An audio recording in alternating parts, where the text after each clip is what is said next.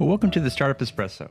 I'm Hall T. Martin, the host of the show, where we talk about raising funding for your startup and the time it takes to have an espresso. I hope you enjoy this episode.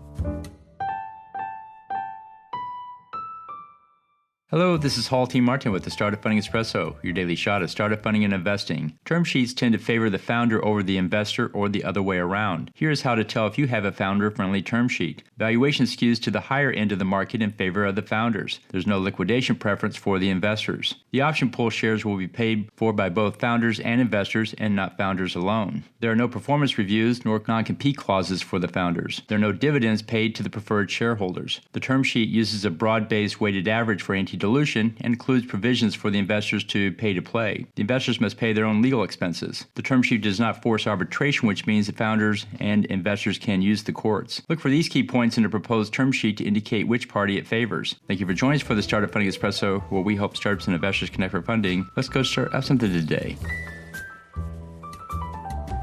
Hall T. Martin is the director of Investor Connect, which is a 501c3 nonprofit dedicated to the education of investors for early-stage funding. All opinions expressed by Hall and podcast guests are solely their own opinions and do not reflect the opinion of Investor Connect. This podcast is for informational purposes only and should not be relied upon as a basis for investment decisions.